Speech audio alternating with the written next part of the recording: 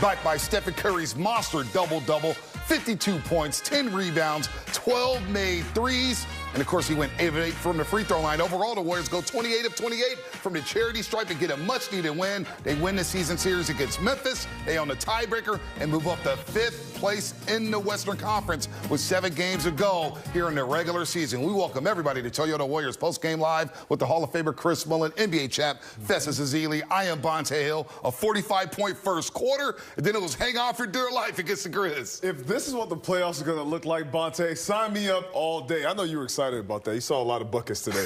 I could see that this game meant a lot to the Warriors. And how you can tell from this game, well, they made 22 threes. 12 of those came from the chef himself. Steph Curry had himself a night. This is one of those games, a playoff-type atmosphere where you put your team on the back of your superstars. Jimmy Butler had 27 points. Draymond Green had a triple-double. Steph Curry had a 52-point game, 52-point double-double with 8 assists and 5 steals all across the board. This was a great game, but 28 for 28 on the free throw line, that is the most impressive thing I've seen so far for the Warriors. Great NBA game.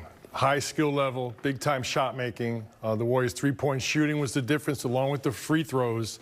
Obviously, Steph had an incredible game, Jimmy and Draymond, but 2 huge plays. One tip-in by Pajemski, and then a corner 3 by Moody. So the young fellas showed up big when they needed it, and the superstars carried the most of the game, but they did a really good job. It had a playoff atmosphere, really enjoyable game to watch. Jimmy Butler wanted to quiet his 27 6-4 games because of Stephen Curry's 50 burger. Speaking of his 50 burger, he stopped by to speak to Fitz and Buki out in Memphis. All right, Steph, you don't make a field goal in December in this building, and you leave tonight with 52. I bet that wasn't on your mind at all. Actually, it wasn't. Really? Come on. I told you I got amnesia. Yes. That's why you keep shooting. But thanks for reminding me. Obviously, this is a different part of the year, different team, different stakes on the line, and for us to, start the way we did. That's the most important thing against Memphis. When we get off the slow starts, they get to control the tempo. They have us reeling, and then it's usually never a good outcome. So we were very intentional in that first quarter. Obviously, shots got to fall, but that set the tone for the whole game. And you also had the 8 assists, Steph. How hard is it for you when you're having such an incredible game like that, where the flow is there, you're in that flow state, to still think the game and make the right basketball play as guys are jumping out at you all over the place, making those right passes? It's a balance, just like you said. You have to stay aggressive, especially when I was hot like that. There was a couple possessions in the beginning of the fourth where I wanted to see how really hot I was. And then after that, you kind of settle down and just get good possessions. We got that 3, the relocation 3 I got in the corner was off a swing, drive and kick. The 3 Mo got, even if it's not my assist, getting the ball moving is always great when I demand a lot of attention. How aware are you of threes made in a game when you start getting close to that record at 12 and Clay's still sitting there at 14? That was the first 2 threes of the fourth quarter.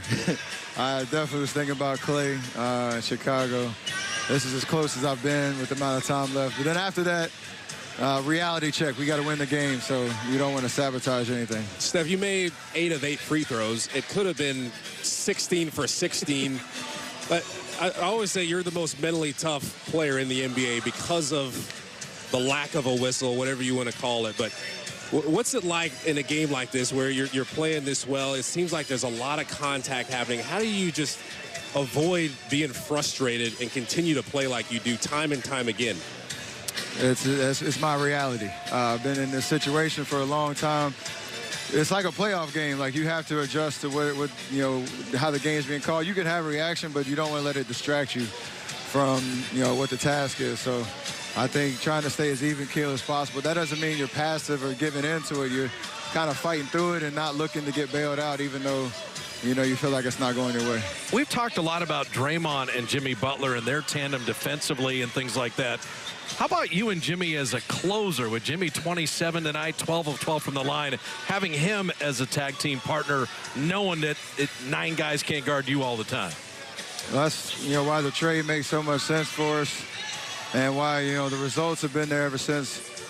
It's a great tandem in terms of, like you said, 2 different styles. And, when we're locked in and have good spacing, he demands a lot of attention. He always makes the right play. Like you said, he can get to the line because he's such a presence. He knocks him down.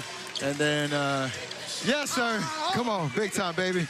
And, you know, even on the defensive end, the steal he had on Ja down the stretch was just high IQ basketball. Like, we love playing meaningful games. Coach said it before the game, this is a meaningful game. All the rest of them down the regular season are going to be like that. So for us to be able to step up the way we did, total team effort, but I like me and Jimmy leading it. All right, we'll let you go with the most serious question. Is Kevon Looney not getting enough three-point looks? It's 2025, you know. we gotta you know, stretch out the playbook, I guess, and set some pin-ins for Tune to get his threes up. I like where he's at right now. Thanks, Steph. Thanks for stopping. 52, 10, and 8 for Stephen Curry in Memphis. Yeah, he didn't know he went 0 for 7 the last time he was here. He said that with a straight face. Right. So Curry brings out the crowd here in Memphis. The Warriors, they get the win. They own the tiebreaker. And it's off to L.A. to complete the longest road trip of the year. And the Warriors now improved to 3-2 on this road trip. And you see Stephen Curry with his 15th career 50-point game. He started off red hot in the first quarter, 19 points. He had 19, 5 and 4 after the opening quarter and 5 made threes. You see the stat line there, folks. 5 steals, 8 assists, 10 rebounds. Flirting with a triple-double, a masterful performance, and they needed every single one of those points, Fezzi. What I saw tonight, Bonte, was a great adjustment by Steph Curry and the Warriors. The whole time, using Steph's gravity. Obviously, he started hot. But as the game went along, you saw a lot of back cuts by Jimmy Butler, by Draymond Green, and I saw Steph Curry get top-locked, meaning the defense wasn't letting him get to the three-point line, and they were using it against it. They swing the ball to Draymond, and they use that gravity to get a layup for Steph. Just a great adjustment by the Warriors, incredible showing by Steph Curry, and every time he hit a three, it felt like it was a home game right there for the Warriors in Memphis. I mean, look at the stats there. Look at the efficiency numbers. 12 of 20 from 3. Finding 20 three-point shots is hard enough. Knocking down 12 is amazing. Look at this. He's now in the top 10 for most career 40-point games in NBA history. Nobody's catching Wilt Chamberlain. Michael Jordan's on this list. Kobe Bryant, but you got LeBron. You got all the greats on this list. That's awesome list. Kevin Durant, of course, Kevin Durant's going to be out the rest of the week with a sore ankle, but he's now in the top 10. He surpassed Jerry West for 25th on the all-time scoring list in NBA history. So the accolades just continue to churn out here, Fezzi. And we're going to have more accolades right here in the wall, fellas. I mean, I could write it down, but I'll run out of space here. All right? We'll get the wall rolling here, but you guys get the point. 52 points, He's 10 got so many rebounds. records, he broke the screen. He broke the screen. All right. So he passed Kareem Abdul-Jabbar in 40-point games. Becomes the oldest player in NBA history to record a 35-5 game in a single half. Of course, he has 12 made threes. You see this list over here, games with 40-plus points, 10-plus threes. Stephen Curry has 23. There's 4 NBA combined from other players in the league. So you guys get the point. He was cooking tonight and setting more records.